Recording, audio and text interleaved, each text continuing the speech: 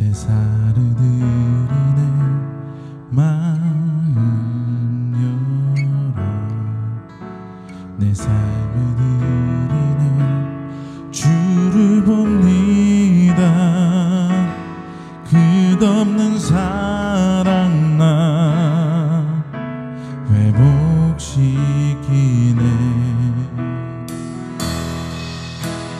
주 앞에 나와 제사를 드리네 마음 열어 내 삶을 드리네 주를 봅니다 끝없는 사랑 나 회복시키네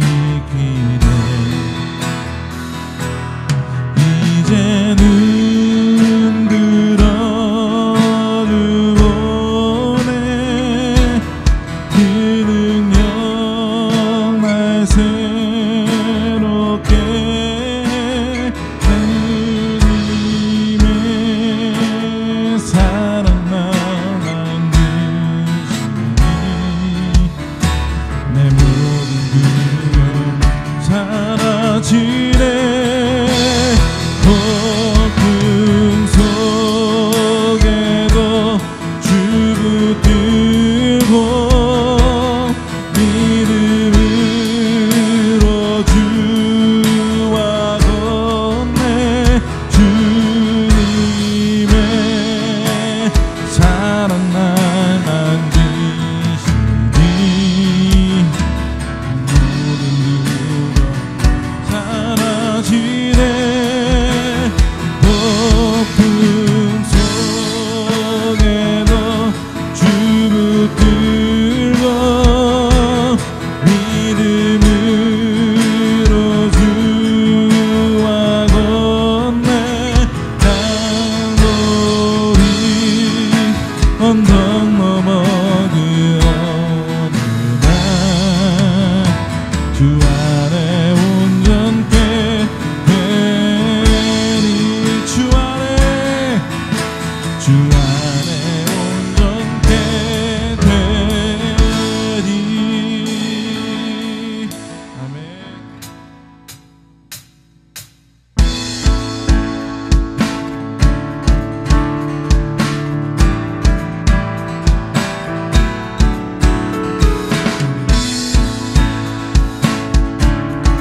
예배하는 모든 영혼 가운데 주께서 응답하실 줄로 믿습니다. 지금은 엘리야 때처럼 주 말씀이 선포되고 또 주의 종 모세의 때와 같이 억양이 선포되네 비록 전쟁과 기근과 핍박 만난 날이 다가와도 우리는 광야에 외치는 소리 주의 길을 예비하라 몰아주는 구름 타시고 나팔 불 때에 다시 오시네 모두 외치세 이는 은혜의 시온에서 구원이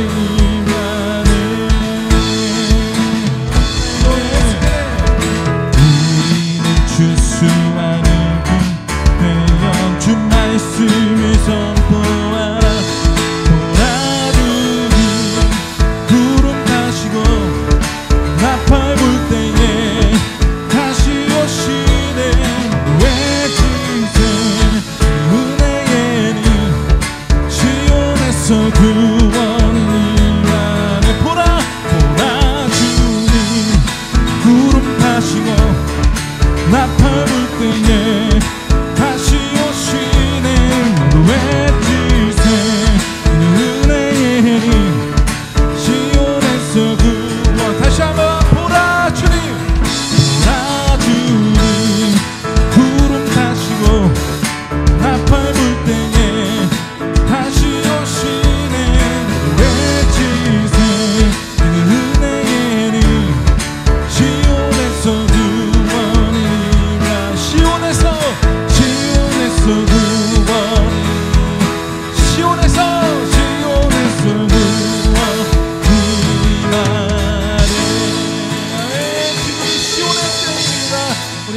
또 회복하게 하여 주시옵소서.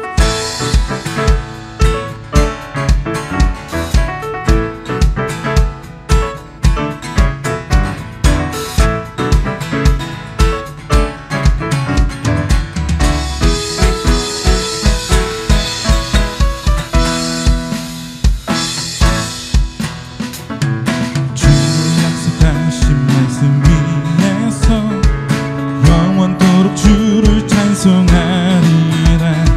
소리 높여 주께 영광 돌리며 약속 믿고 굳게 서리라. 주의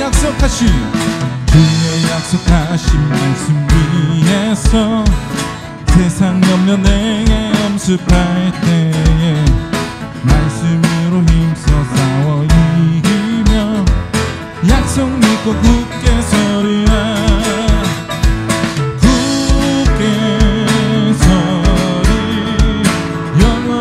말씀 위에 굳게 서리. 굳게 서리. 굳게 서리. 영원하신 말씀 위에 굳게 서리. 그 말씀 위에 굳게. 다시 한번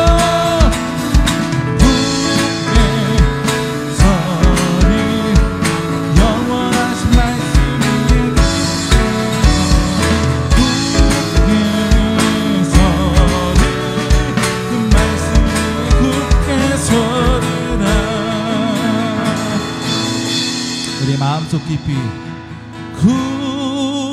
굳게 서리. 영원하신 말씀 위에 굳게 서리.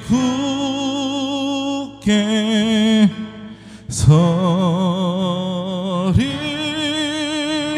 그 말씀 위에 굳게 서리라. 다른 곳에 있지 아니하고 주님 앞에만 나가길 원합니다. 주님을 향하여서 주님만 바라보며 나가길 원합니다. 소망하는 마음을 함께 찬양하시겠습니다. 우리 보좌 앞에 모였네. 함께 주를 찬양하며 하나님의 사랑 그 아들 주셨네. 그의 피로 우리 구원 받았네. 십자가에서 썩으신 그 사랑 강같이 온 땅에 흘러 각 나라와 족속 백성 방언에서 구원받고 주 경배 드리네.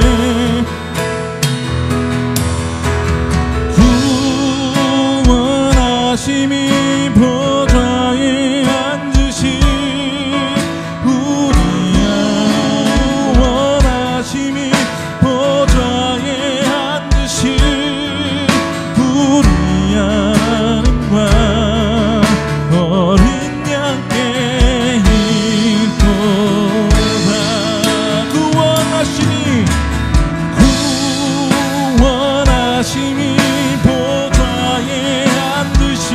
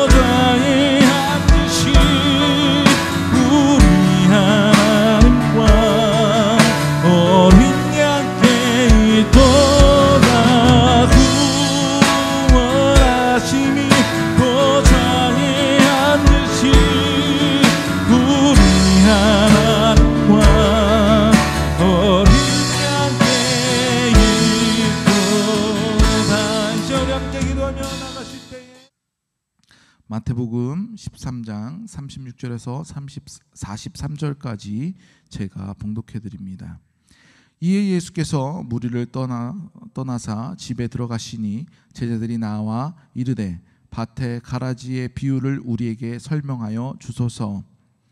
대답하여 이르되 좋은 씨를 뿌리는 이는 인자요 밭은 세상이요 좋은 씨는 천국의 아들들이요 가라지는 악한 자의 아들들이요 가라지를 뿌린 원수는 마귀요 추수 때는 세상의 끝이요 추수꾼은 천사들이니 그런즉 가라지를 거두어 불에 사르는 것 같이 세상 끝에도 그러하리라.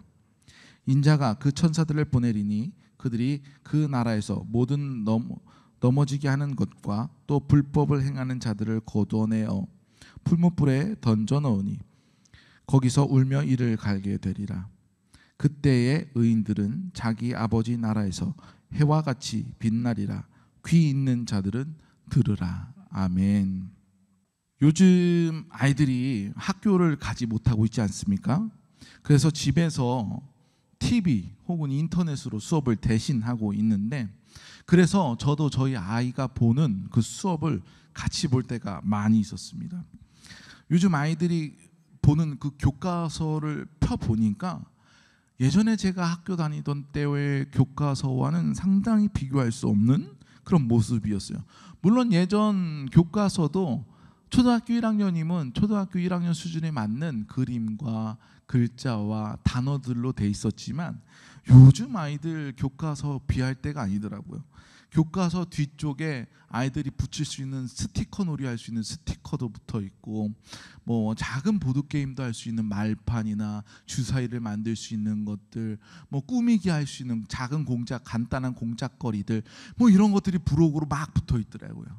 예전에는 무슨 특별한 따로 돈 주고 살 수 있는 그런 교과서 외의 것들에 간혹 가다가 있었는데, 아니면 만화책이나 잡지 같은 거에 있었던 것들이 이제 교과서에 그렇게 포함되어 있는 것들을 볼 수 있었습니다. 그런 것들로 통하여서 아이들이 좀 더 공부하는 것에 재미있게 다가설 수 있도록, 조금 더 이해하는 데 도움이 될 수 있도록 그렇게 구성이 되어 있는 것들을 볼 수 있었습니다. 학교 교과서뿐만 아니에요. 저도 초등학교 시절에 잠깐 피아노 학원을 다녔습니다. 그래서 바이엘이라든지 뭐 체르니 책이라든지, 저희 누나는 피아노를 많이 배웠기 때문에 집에 더 많은 그런 위로 올라가면 올라갈수록 배우는 어려운 책들을 많이 봤는데, 근데 요즘 아이들, 저희 딸이 다니는 피아노 학원의 그 책을 보니까 예전에 그 콩나물 대가리만 있고 오선지만 있는 딱딱한 책이 아니라 정말로 아름답고 컬러풀하고 그림도 있고 쉽게 아이들이 잘 아는 동요서부터 차근차근 내용이 담아져 있는, 예전에는 정말 피아노만 집중적으로 가르쳤다면 요즘 피아노 학원은 아이들 정서도 맞게 그렇게 음악적인 교육을 하고 있는 시스템까지 이렇게 보면서, 아, 요즘 아이들에 맞춰서 이렇게 변해가고 있구나라는 것을 많이 볼 수 있었습니다. 이런 변화는 정말로 긍정적인 변화인 것 같아요. 지금도 이렇게 깜짝 놀라지만 앞으로 또 어떤 것들이 나올지 모르겠어요. 어쩌면 저희 아이들이 자라서 저희 아이들의 아이들이 학교를 다닐 때쯤이면 종이책이 다 없어지고 영상이나 VR, 입체를 경험할 수 있는 그런 것들이 교재로 지금은 되지 않을지, 그런 상상도 한번 해봅니다. 이렇게 우리나라도 좋은 교육체계와 좋은 선생님들을 많이 만들려고 아이들을 위해서 노력하고 있어요. 무엇을 위해서? 가르치고 그 아이들을 온전히 성장시키기 위해서.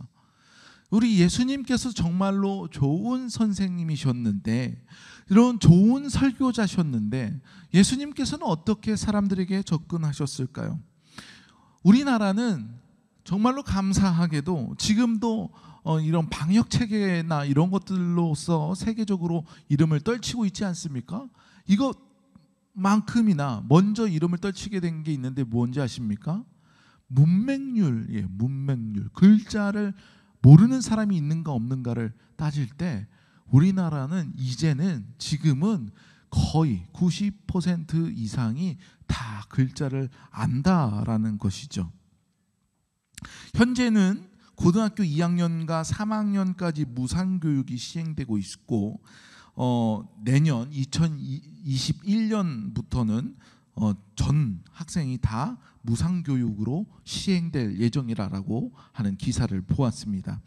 현재는 중학교까지가 의무교육이고 고등학교는 무상교육이 진행되고 있어요. 의무교육과 무상교육의 그 차이가 있지만 근데 사실상 내야 되는 돈이 없고 모든 거의 대부분의 학생들이 고등학교에 진학하는 것을 보면 사실상 고등학교까지 의무교육의 모습을 갖추고 있다라고 볼 수도 있겠습니다. 또 대부분의 청년들은 대학에 진학을 하고요. 그 대학에 진학한 대부분의 또 많은 수의 청년들이 대학원까지 생각하고 있다라는 것이죠. 이렇게 교육에 대한 욕심이 많이 생겼다라는 거죠. 그렇다면은 예수님 당시의 시대를 한번 생각해 봤으면 좋겠어요. 지금으로부터 2000년이 훨씬 넘는 그 시절 이스라엘의 교육 시스템은 어땠을까요? 2000년이 넘도록 우리나라를 거슬러가 봐도 우리나라의 그 교육 시스템이 그닥 좋은 건 아니었잖아요. 물론 귀한 집 자제들 귀족들에게는 좋은 시스템이 있을지 모르겠으나 평범한 사람들, 그보다 못한 사람들에게는 교육의 기회가 전혀 주어지지 않을 그런 모습을 볼 수 있을 것입니다. 유대인의 교육 시스템은 오늘날에도 유명한데 그 유명한 것이 무엇입니까?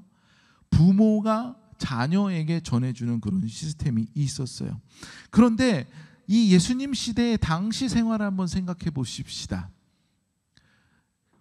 이스라엘이 로마의 속국이 되어 있는 상태였어요. 그러니까 경제적으로도 어려운 상태였고 활동적으로도 어려운 상태였죠. 하루 벌어 하루 먹기 힘든, 입에 풀칠하기 힘든 그런 삶을 평민들은, 그보다 못한 사람들은 그렇게 하루하루를 살아가는데, 여러분 삶의 여유가 없을 때 교육에 쏟아놓을 수 있는 힘조차 없는 것을 우리는 알 수 있죠. 그렇기 때문에 대부분의 사람들이 교육적인 그런 환경을 넉넉히 받지 못했다라는 것입니다. 당시 정경으로 인정되고 있는 구약 성경은 정말로 일반적인 사람들에게는 쉽지 않았고요. 물론 그들이 다 문서화된 성경을 보지도 가져보지도 못한 상태였고요. 그런 상황이었어요. 예수님께서는 회당에서 나가서 가르치시기도 했지만 들판이나 바닷가나 사람들이 모일 수 있는 뜰이나 아니면 큰 집을 빌려서든 어디든지 가리지 않고 말씀을 전하셨던 것을 성경을 통해서 볼 수 있습니다. 그곳에는 남녀노소 계층에 상관없이 모든 사람들이 다 모일 수 있는 곳에서 말씀을 증거했다라는 그 사실을 볼 수 있습니다. 1만 평민 이하, 그 이하의 교육을 잘 받지 못한 사람들을 위해서 예수님은 어떻게 말씀을 전하셨을까요? 예수님은 말씀을 비유라는 좋은 언어적인 도구를 통해서 사용했습니다. 이것은 당시에 굉장히 획기적인 그런 방식이었어요. 왜냐하면 당시 랍비들이나 회당장이나 바리새인들 같이 많이 배운 사람들은 어떻게 했겠어요? 그 말씀들이 있으면 사람들을 억지로 그 말씀 속으로 밀어 누려고 했어요. 사람들과 당연히 동떨어질 수밖에 없었습니다. 그런데 예수님은 어떻게 했냐? 그 비유라는 언어적인 도구를 통하여서 말씀을 그 사람들의 삶으로 밀어 넣는 거예요. 그 사람들의 삶의 모습으로 말씀을 옷 입혀서 넣어줬다라는 것입니다. 얼마나 당시에 획기적이었겠었어요. 이렇게 친절한 예수님의 말씀에도 워낙에 못 배운 터라 사람들의 이해가 더디었습니다. 예수님의 제자들이라고 해서 예외는 아니었어요. 특히 예수님의 제자들은 그 출신들을 보면 더 배우지 못할 어부 출신들이 많이 있었던 것을 볼 수 있죠. 그래서 성경에 보면 예수님께서 비유로서 설명하시고 사람들이 떠나가시고 후에 제자들이 뒤에 가서 예수님한테 예수님 아까 그 말씀이 무슨 말씀이었어요? 라고 물어보는 장면이 데자뷰처럼 계속 나와요. 아까 내가 이 말씀 본 것 같은데 넘기다 보면 또 그 말씀이 또 있어.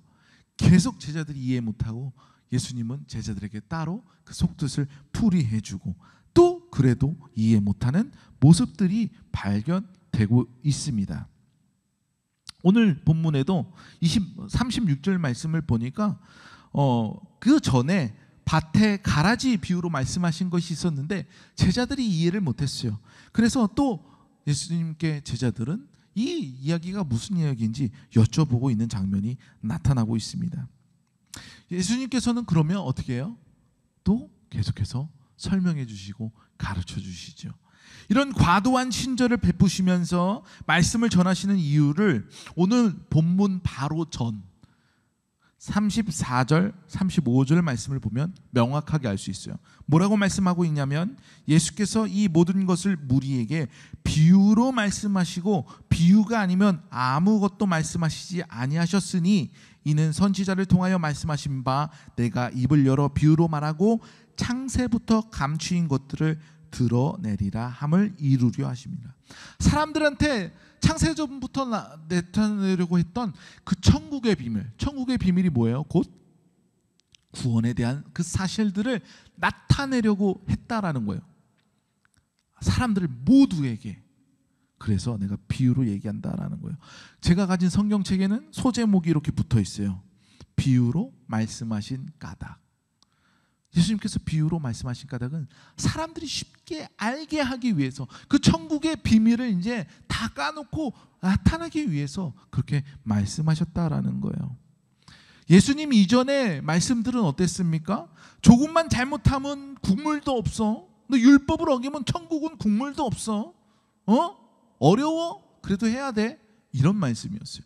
그런데 이제 예수님의 복음은 너무나도 친절한 천국의 비밀이라고 말하지만 사실은 비밀을 다 속속히 드러내는, 듣는 자들에겐 더 이상 비밀 아닌 그런 복음이 되게 하였다라는 것입니다. 이제 그 배경을 보았으니까 오늘 이 말씀의 내용으로 한번 들어가 봅니다. 콩 심은 데 콩 나고 팥 심은 데 팥 난다는 말씀이 있잖아요. 그 너무나 당연한 거 아니겠습니까? 더군다나 좋은 씨앗을 심으면 더 많고 더 좋은, 질이 좋은 열매가 나는 건 당연한 것이고, 만약에 질이 좋지 않은 씨앗을 심으면 적은 양과 질도 좋지 않은 열매가 맺게 되는 것이 당연한 것입니다.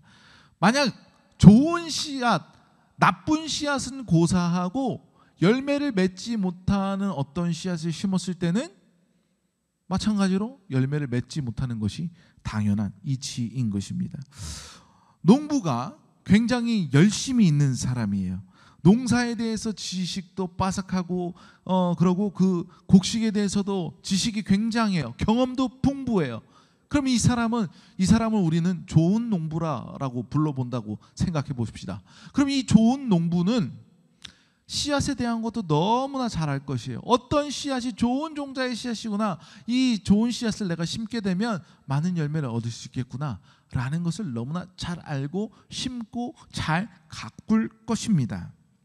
반면 게으르고 그 밭도 자기의 밭도 아닌 그냥 그저 노동에 대한 대가만 받으려고 하는 그런 농부가 있다라고 봅시다.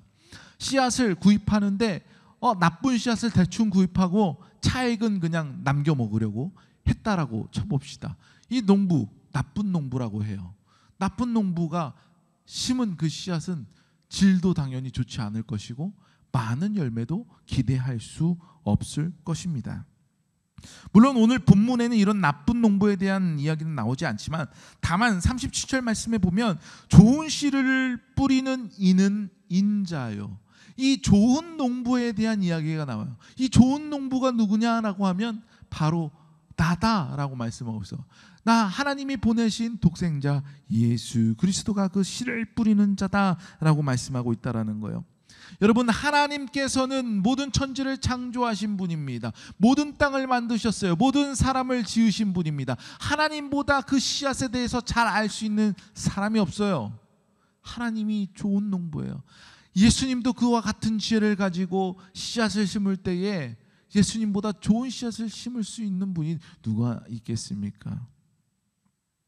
이 씨앗이 무엇을 가리키고 있나요? 38절에 보니까 좋은 씨는 천국의 아들들이요 곧 구원받은 성도들이 그 씨앗이다라고 말씀하고 있어요.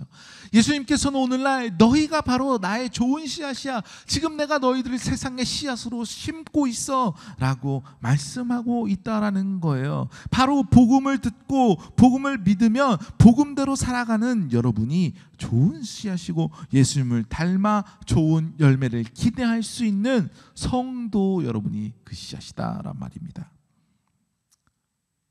이 씨앗, 그러니까 우리를 뿌리시는 그 분이, 그 주님이 얼마나 좋은 분이신지 우리가 한번 볼 필요가 있어요.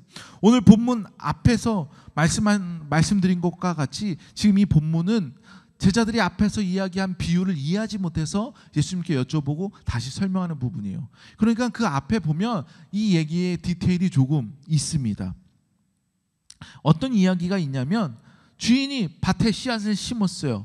그런데 사람들이 잘 때 밤에 몰래 누군가가 가라지를 섞어서 뿌리고 도망간 거예요. 며칠이 지나고 나니까 새싹이 나는데 종들이 보니까 가라지가 같이 섞여서 나는 것을 보고 주인에게 말합니다. 도대체 우리에게 좋은 씨앗을 뿌리게 했는데 이 가라지는 어디서 온 것입니까? 주인님, 우리가 이것을 뽑아버릴까요? 라고 묻습니다. 굉장히 흥분한 상태이죠. 화가 난 상태예요. 그런데 이 주인은 다 알고 있었어요. 굉장히 온유한 음성으로 이야기합니다. 나는 그것들이 어디서부터 왔는지 안다. 원수들이 그것을 심어놓았는지 나는 알고 있었다. 너희들이 뽑지 말고 그러나 그것을 가만두어야 돼. 왜냐하면 그것을 뽑다가 보면 곡식도 같이 뽑힐까 나는 염려스러워 라고 온유한 음성으로 이야기하는 것을 볼 수 있습니다. 이런 이야기를 하는 이 주인은 어떤 사람인 것 같습니까?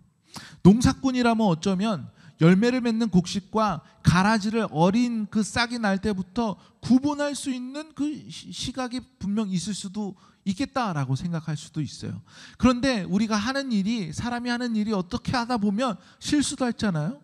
아니면은 우리가 가라지를 뽑게 되는데 그 옆에 한 줄기가 같이 손에 잡혀서 잘못하다가 곡식의 줄기도 같이 뜯어 당길 수 있는 그런 일도 있을 수 있지 않겠어요? 또 사람이 밭에 들어가서 밟고 가라지를 뽑는 일을 하다 보면 모르고 곡식의 싹을 또 밟을 수 있지 않겠습니까? 예수님께서는 그걸 원치 않으셨어요. 나는 그렇게 해서라도 하나라도 잃고 싶지 않았다라고 말씀하고 있는 것입니다. 이것을 염려하고 있는 것이죠. 요한복음 12장 47절 말씀을 보니까 사람이 내 말을 듣고 지키지 아니할지라도 내가 그를 심판하지 아니하노라. 내가 온 것은 세상을 심판하려 함이 아니요 세상을 구원하려 함이로다. 이것이 바로 예수님의 마음이고 하나님 아버지의 우리의 향한 그 사랑임을 여러분 믿으시기 바랍니다. 우리는 이 말씀을 보고 이렇게 오해할 수도 있겠어요. 원수 마귀가 심은 가라지 씨앗이 있고 예수님이 심으신 그 좋은 씨앗이 있다고 한다면 이미 정해져 있는 거 아닙니까? 가라지가 곡식이 될 수 없고 곡식이 또 가라지가 될 수 없으니 변할 수는 없으니 여기 정해진 운명 아닙니까? 라고 되물을 수 있겠어요. 의문을 가질 수 있겠어요. 여기에서 중요한 것은 무엇인가 하면 예수님께서는 지금 결론을 맺고 있지 않다라는 거예요. 지금 모습으로는 곡식이 닫힐 수도 있고 물론 가라지가 남겨질 수도 있어요. 그러나 아직 무엇이 가라지고 무엇이 곡식인지 명확하지 않다. 너희가 아직 건드리지 마라 라고 이야기하고 있다라는 거예요. 요즘 소설이나 영화 드라마를 보면 마지막 결론에 어떤 여지를 남겨놓고 보는 독자나 시청자가 그 결론을 상상하게끔 만드는 그런 결론을 맺는 열린 결말이라고 하는 것들을 많이 볼 수 있지 않습니까? 그래서 조금 지나면 뭐 속편이 나온다든지 감독판이라고 해서 조금 다른 결말으로 뭐 나온다든지 뭐 이런 것들이 있잖아요. 가라지는 아니지만 맨 처음에는 곡식이었는데 이게 열매를 맺지 못하면 어떻게 되겠어요? 마찬가지로 뽑아서 불 속에 던져지는 가라지와 동일한 결론을 맺게 될 거예요. 근데 처음에 자랄 때는 가라지 같았는데 자라다 보니까 점점 곡식의 형상을 띠고 열매를 맺을 수도 있겠다라는 말입니다. 종들이 처음 가라지를 뽑자고 할 때 주인이 반대했던 이유가 바로 이런 건 아니겠어요? 우리는 지금 결론에 도달하는 것이 아니라 그 과정 가운데 살아가고 있다라는 거예요. 지금 우리가 여기서 예배하고 있다라고 해서 나는 좋은 씨앗일 거야 라고 단정 지어 말할 수도 없고요. 지금 여기 없다라고 해서 쟤는 가라지였어 라고 단정 지을 수도 없단 말입니다. 하나님은 죄인이 돌아오기를 기다리시는 분이고 모든 이가 천국의 비밀을 알기를 원하시는 좋은 밭의 주인이기 때문이에요.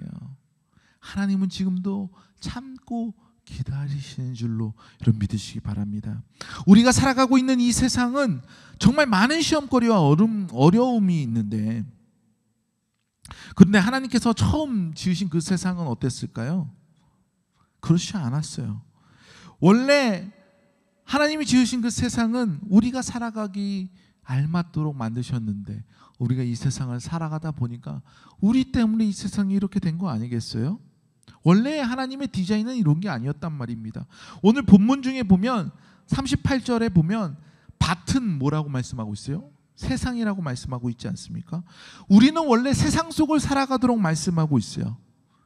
온실과 같이 교회에서만 뭉쳐 살도록 만든 것이 아니라 우리의 각 처소, 우리의 일터, 우리의 학교, 이웃들 간에 그렇게 살아가는 것이 원래 우리의 삶의 터전이고 하나님께서 우리에게 허락하신 곳이란 말입니다. 그런데 우리는 이렇게 단언해요. 세상은 아니야. 그들은 비관적이고 그들은 구원받지 못할 것이고 그것은 거룩하지 않아. 베드로도 이런 동일한 실수를 범했죠. 이방인들에게 말씀을 전하는 걸 꺼려하지 않았습니까? 하나님께서 그에게 환상 중에 그가 거룩하지 못하다라는 것을 먹으라는 음성을 듣기 전까지, 내가 거룩하다는 것을 네가 어떻게 부정하다라고 말할 수 있냐고 그 음성을 듣기 전까지 베드로도 그런 동일한 생각을 하지 않았습니까? 물론 우리가 살아가고 있는 세상 가운데 지금 여러분에게 위협적이고 시험거리를 던져줄 수 있는 상황이라고 하여도 그 시험의 의미가 하나님의 형벌, 여러분의 잘못에 대한 어떤 체벌이 아니라 그것을 통하여서 하나님께서 여러분이 천국을 발견할 수 있는 이 세상에 살아갈 수 있도록 하시는 하나님의 계획 가운데 있음을 여러분 믿으시기 바랍니다.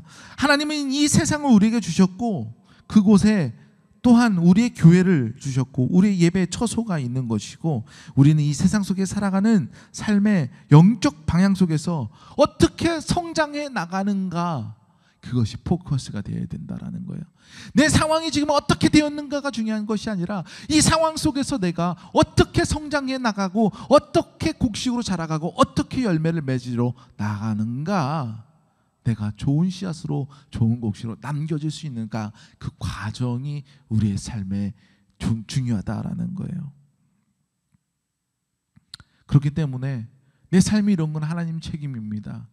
내 삶이 이렇게 저주스러운 거는 하나님이 나를 이렇게 만들었기 때문이에요. 내 상황을 그렇게 주셨기 때문이에요 라고 할 것이 아니라 우리의 성장 과정이고 그 삶을 이끌어가는 것이 우리의 책임임을 여러분 또한 믿으시기 바랍니다.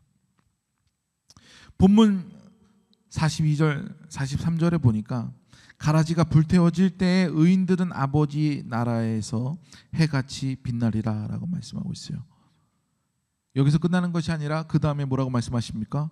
귀 있는 자들은 들으라 라고 말씀하십니다. 그렇다면 귀 없는 사람도 있어서 귀 없는 사람은 못 듣고 있는 사람만 들어, 이런 얘기일까요? 너무나 당연한 거잖아요. 이 전의 사건들을 좀 보면 예수님이 말씀하시는데 바리새인들과 서기관들이 그것에 딴지를 걸죠. 그래서 뭐라고 말씀하십니까? 마태복음 13장 17절, 내가 진실로 너희에게 이르노니 많은 선지자와 의인이 너희가 보는 것을 보고자 하여도 보지 못하였고 너희가 듣는 것을 듣고자 하여도 듣지 못하였느니라. 그들은 하나님의 아들인 예수 그리스도를 보았지만 보지 못했어요. 하나님의 말씀을 들었으나 그들은 듣지 못하였어요.